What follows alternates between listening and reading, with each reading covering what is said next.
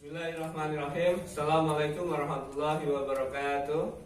Selamat pagi adik-adik mahasiswa Setika Surya Global. Gimana kabar kalian hari ini? Ya, semoga senantiasa selalu diberikan perlindungan oleh Allah Subhanahu wa taala. Alhamdulillah, puji syukur kepada Allah Subhanahu wa taala yang hingga pagi ini masih memberikan kesempatan kepada kita, keberkahan kepada kita berupa nikmat-nikmat yang telah Allah ciptakan di dunia ini. Salah satu nikmat itu adalah nikmat sehat.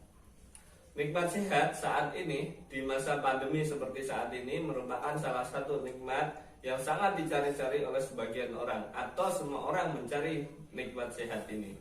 Maka sebagai bentuk rasa syukur kita kepada Allah Subhanahu wa taala yang telah memberikan nikmat sehat ini, kita harusnya senantiasa selalu menjaga kesehatan ini dengan cara-cara yang telah ditetapkan oleh Allah Subhanahu wa taala melalui Al-Qur'an dan As-Sunnah.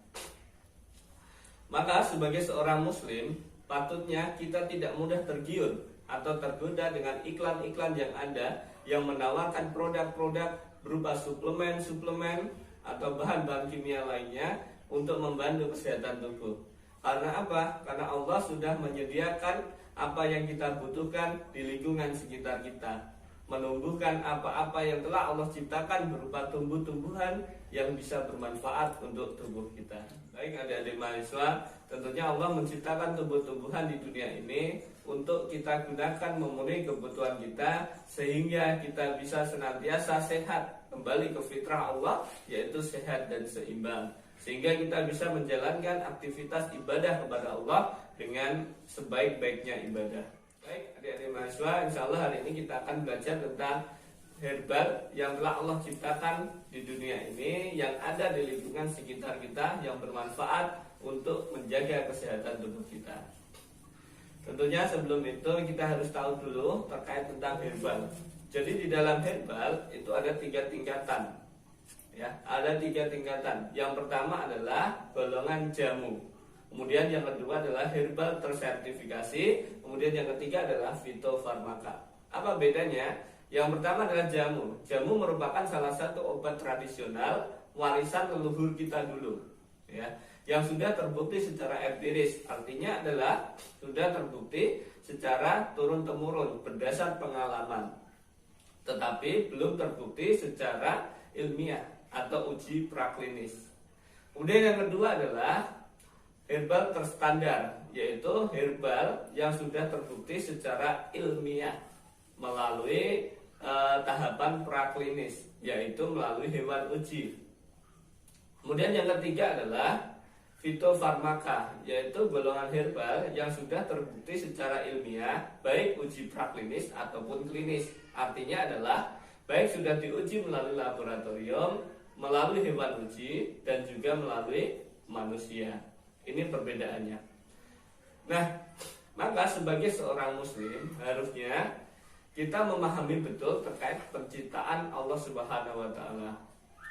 Allah menciptakan segala sesuatu yang ada di dunia ini, baik itu tumbuh-tumbuhan, hewan, dan juga manusia, berupa bentuk yang sempurna dan seimbang, bentuk yang utuh.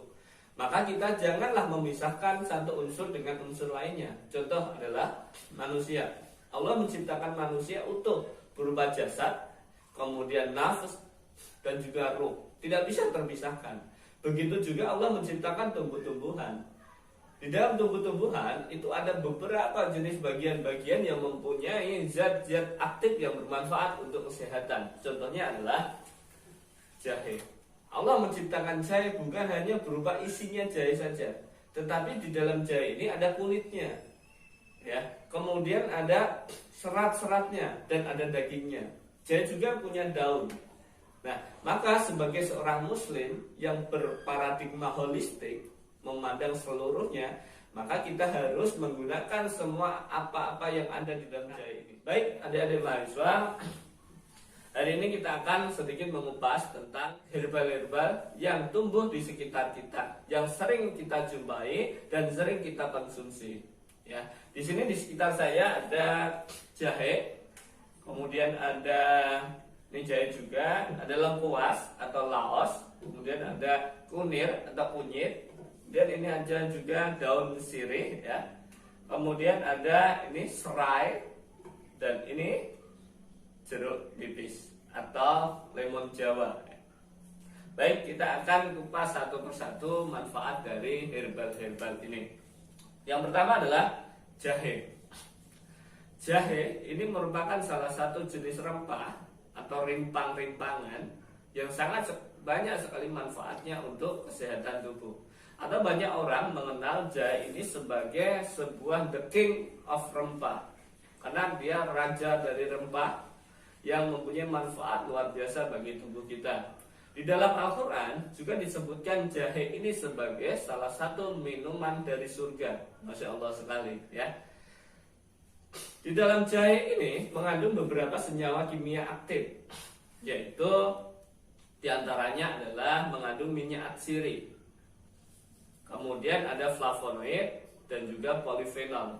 Nah, minyak atsiri yang ada di dalam jahe ini kandungannya ada namanya linalol, yang itu bermanfaat sebagai ansietas, sehingga ketika kita menjadikan jahe ini sebagai aromaterapi, insya Allah dapat menurunkan kecemasan kita atau stres kita. Jahe ada 3 jenis. Yang pertama adalah jahe merah, kemudian jahe emprit, dan juga jahe gajah. Dari ketiganya mempunyai manfaat yang baik untuk kesehatan tubuh, tetapi yang paling banyak kandungan minyak atsirinya adalah jahe merah. Nah, jahe ini juga bermanfaat sebagai anti radang.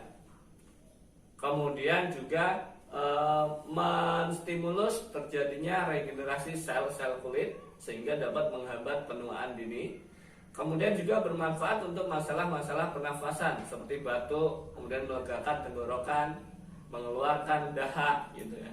Dan rasa hangat yang dimiliki oleh jahe ini bermanfaat untuk mengatasi masalah-masalah pencernaan. Contohnya adalah perut kembung dan mual. Biasa kalau orang Jawa menggunakan jahe ini untuk obat masuk angin ya. Ini seputar tentang jahe. Dan masih banyak lagi manfaat dari jahe ini. Baik, yang kedua kita mempunyai kunir. Kunir ini mempunyai warna kuning, hampir sama dengan temulawak karena mempunyai zat aktif yang sama, yaitu kurkumin. Kunir ini terdapat minyak atsirinya juga yang bermanfaat untuk meningkatkan sekresi empedu. Nah, namun tidak dianjurkan untuk pasien-pasien yang mempunyai masalah pada batu empedu. Sehingga kunir ini karena meningkatkan sekresi pada empedu dapat menurunkanlah kolesterol di dalam tubuh, sehingga cocok bagi pasien kolesterol bisa mengkonsumsi kunir. Selain itu, kunir juga sebagai hepatoprotektor atau untuk meningkatkan kesehatan hati, menjaga kesehatan hati. Inilah manfaat dari kunir yang sangat luar biasa sekali. Yang ketiga, kita punya laos. Laos atau disebut dengan lengkuas. Lengkuas ini juga terdapat minyak atsirinya, yang mana minyaknya ini bermanfaat sebagai antifungi dan antibakteri. Dan jika perasan dari laos ini kemudian dicampur dengan madu, insya Allah dapat menurunkan demam. Nah, kalau di Jawa dulu, laos ini biasanya digunakan untuk mengobati penyakit-penyakit kulit, ada panu dan lain-lain. Tuh, ya. Ini adalah laos atau lengkuas. Kemudian selanjutnya saya punya jeruk nipis. Jeruk nipis ini kaya kandungannya vitamin C. Jadi banyak sekali mengandung vitamin C. Tetapi di balik itu, di kulitnya, kulit dari jeruk nipis ini juga mengandung beberapa senyawa kimia yang baik untuk tubuh. Di antaranya adalah flavonoid. Ya. Inilah yang membuat jeruk nipis ini sangat bermanfaat untuk tubuh. Jadi ketika kita mengkonsumsi jeruk nipis, tidak hanya diperas saja, tetapi diiris, kulitnya juga dimasukkanlah ke dalam air tersebut, sehingga semuanya bisa bermanfaat untuk tubuh. Kita dapatkan manfaat yang sempurna dari jeruk nipis ini. Kemudian selanjutnya saya punya sirih. Sirih atau daun sirih ada beberapa jenis, ada sirih hijau dan sirih merah. Sirih ini terkenal sebagai antiseptik karena kemampuan yang sangat luar biasa untuk melawan bakteri-bakteri jahat. Maka dulu orang-orang tua kita dulu menggunakan sirih ini untuk nyirih ya di mulutnya. untuk menjaga kesehatan gigi. Sirih juga dapat kita gunakan untuk mengobati radang. Ya, kemudian kandungan aktif di dalam sirih ini juga seperti flavonoid, saponin, kemudian polifenol ini bermanfaat untuk mengatasi masalah-masalah degeneratif seperti diabetes, kolesterol dan lain-lain. Ya. Kemudian dan terakhir saya punya serai. Serai ini juga banyak sekali manfaatnya. Biasa digunakan sebagai penyedap, ya. Tetapi selain itu di balik serai ini juga ada minyak atsirinya yang bermanfaat. Salah satunya ada linalol yang bermanfaat sebagai ansiolitik atau anti cemas. Demikian terkait tentang herbal yang ada di sekitar kita. Selanjutnya kita akan belajar bagaimana cara untuk membuat ramuan herbal yang bermanfaat untuk meningkatkan imunitas kita. Ya. Jadi ketika kita mau merebus herbal, membuat ramuan herbal, kita harus tahu dulu bagaimana caranya. Yang pertama adalah kita siapkan medianya atau panci yang akan kita gunakan untuk merebus. Panci yang dapat digunakan adalah panci yang terbuat dari gerabah, ya, gerabah atau tanah liat, kemudian dari stainless atau dari keramik. Hindari penggunaan panci dari aluminium atau besi, karena itu nanti akan mempengaruhi kualitas dari herbal yang kita rebus. Ya. Kemudian untuk perebusan, api yang digunakan adalah api sedang atau kecil, ya. Jangan menggunakan api besar. Ditunggu selama 15-20 menit dengan suhu 100 derajat. Itu beberapa cara untuk merebus herbal. Nah, selanjutnya caranya gimana? Caranya adalah kita ambil beberapa jenis herbal tadi yang sudah kita tahu manfaatnya. Contoh adalah jahe. Cara mengambil minyak atsiri di dalam jahe ini adalah dengan cara kita cuci bersih dulu, kemudian bisa kita bakar dulu, atau tidak usah dibakar, tidak apa-apa. Kemudian kita kupas dikit aja kulitnya, dicerok aja, nggak perlu dikupas bersih. Kemudian kita geprek atau iris. Kalau saya lebih senang digeprek, ya. Kemudian kita masukkan. Nah, ada jahe, kemudian ada kunir. Kalau kunir tidak digeprek, tetapi diiris. Jadi kita cuci bersih, kemudian kita kupas kulitnya, kemudian kita iris-iris, kemudian kita masukkan. Ya. Selanjutnya ada laos. Laos juga untuk mengeluarkan minyak atsiri di dalam laos, karena laos ini tergolong sebagai rimbang yang berserat keras, maka caranya mengeluarkan adalah digeprek atau diiris. Tapi lebih bagus digeprek sehingga keluar, masukkan laos. Nah, jadi ada 3 resep ini insya Allah sudah dapat meningkatkan imunitas. Kemudian kita tambahkan air secukupnya, kemudian kita tutup, panaskan dengan api sedang, tunggu 20 menit. Setelah itu selesai, kita bisa menambahkan serai. Kita geprek dulu serai untuk mengaduk-aduk. Jadi serai ini bermanfaat untuk memberikan rasa di dalam herbal ini atau pewangi di dalam herbal ini. Kemudian kalau sudah agak hangat, kita tambahkan jeruk nipis. Kita cuci bersih, ya, dan kita iris, kita peras, masukkan. Selain itu, kita tambahkan untuk menambahkan rasa manis atau menambah kelengkapan manfaat dari ramuan ini, kita tambahkan madu secukupnya, ya. Jangan menambahkan gula, tetapi menambahkan madu. Nah, inilah beberapa contoh ramuan herbal yang dapat kita gunakan untuk meningkatkan imunitas. Dari mahasiswa, itu tadi beberapa cara yang bisa kita lakukan untuk meningkatkan imunitas tubuh dengan mengkonsumsi herbal-herbal yang ada di sekitar kita, telah Allah ciptakan di dalam tanahnya, kemudian dari cahayanya, kemudian dari anginnya, sehingga kita juga dapat menggunakan energi-energi yang telah Allah ciptakan di dunia ini melalui herbal ini, ya. Nah, ini tadi sudah kita rebus, saya sudah punya ramuannya yang sudah saya ramu tadi malam, ya, sehingga bisa saya minum hari ini. Nah,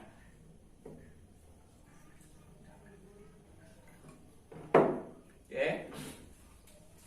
Tentunya Karena ketika kita mengkonsumsi herbal pun, meskipun itu bermanfaat untuk tubuh, kita yakinkan bahwa kesembuhan itu berasal dari Allah. Karena Allah lah pemilik kesembuhan. Ini hanyalah sebuah perantara.